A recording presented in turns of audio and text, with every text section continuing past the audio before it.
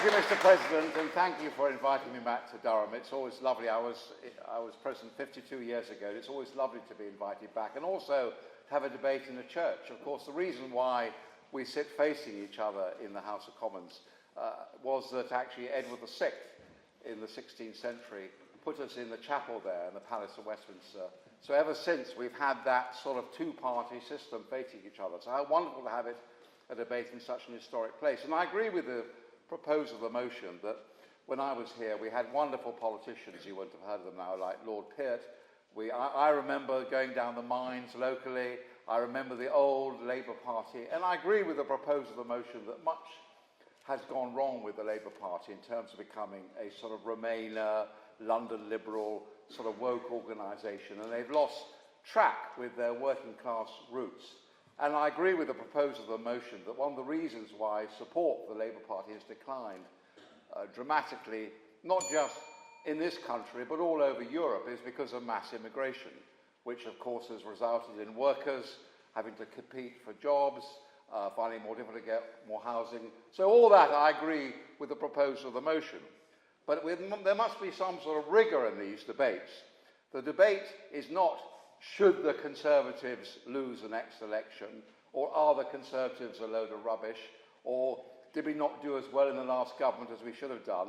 The motion is that reform will destroy the Conservative Party. Now that is a very big ask, and when you vote tonight, you have to concentrate on that motion, because that's what we do in debates. We actually debate the motion.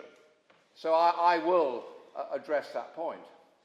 But before you just succumb to the easygoing nostrums that you just heard, do you really want reform to destroy the Conservative Party?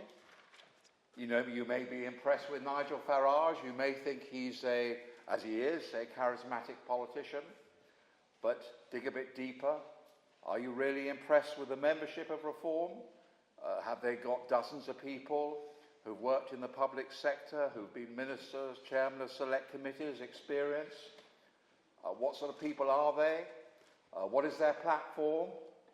It's very easy to be populist. It's very easy to come up with simple solutions. One of the solutions, which are the difficulty of dealing with the boat people, is how do you defeat it? We had this idea of arresting people who entered this country illegally and were a prey of people smugglers.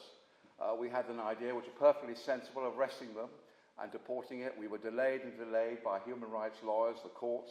We were on the cusp of getting the first flights off. The idea of Nigel Farage is that we turn them back in mid-channel. Well, it sounds very good, doesn't it? Very easy solution, you just turn them back. What is President Macron going to say about that? What is the Royal Navy going to say about that? Is it possible, when you just meet in the middle of a choppy channel, these boats, little dinghies, coming across, and the Royal Navy's out there turning them back, will some of them drown? What happens when you get... So you have to be serious. Politics is a serious game. It's not just about going on GB News and coming up with simplistic solutions. Now, so that's that. I haven't got much time, so I can't go on about reform. I would like to. Will they win? Well, we mustn't be complacent. I mean, the Conservative Party, like the Labour Party, has been around a long time. I think we've been around for 200 years. We've had our ups and downs. I've survived 41 years in Parliament. There was a landslide against us in 1997. We lost scores of MPs. There was a landslide against us in 2024. We lost scores of MPs. Perhaps we've been in power too long. Perhaps we've made too many mistakes. Perhaps we deserved it.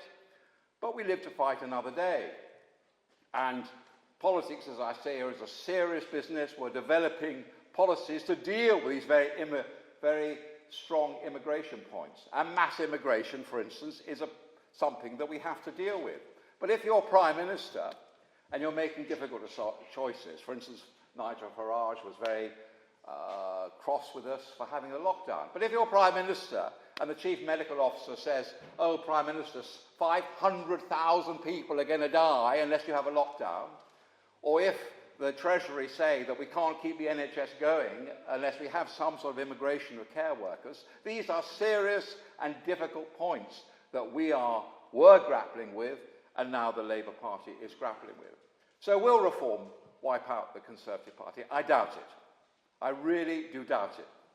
I think it'll be quite difficult up and down the country where we have a solid base, councillors, MPs, 121 MPs, they have 5 MPs, will they really just completely destroy us? I tell you what is much more likely to happen. This is what's going to happen. At the next election, Reform won't go away. They appeal to a certain class of voter. I think that both major parties are unpopular at the moment. This is like a by-election territory. They haven't forgiven us yet, and they're mighty cross already with Labour. Mighty cross pensioners that their winter fuel allowance has been taken away, farmers that they're paying the family farm tax. Everybody is cross.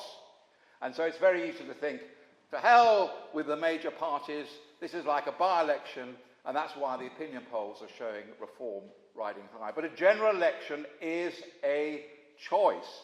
It's not a by-election. It's not an opinion poll. It's not you saying, I'm angry and fed up. It's you're saying, do I want this lot or that lot? And I think it's very unlikely that Reform will just wipe out the Conservative Party or the Labour Party. But they will divide the vote. So what will happen in the next election, I think this is very possible, is that the right wing or the centre-right vote will be divided and Labour will get back in. This was the Lovelace landslide. They have 412 Labour MPs on just 32 or 33% of the vote. Keir Starmer got fewer votes than Jeremy Corbyn because our vote was divided. So fine, if you're a Labour Party member, this is all great. I've got no argument with that. You want a left-wing government, you believe in Labour, you believe in socialism.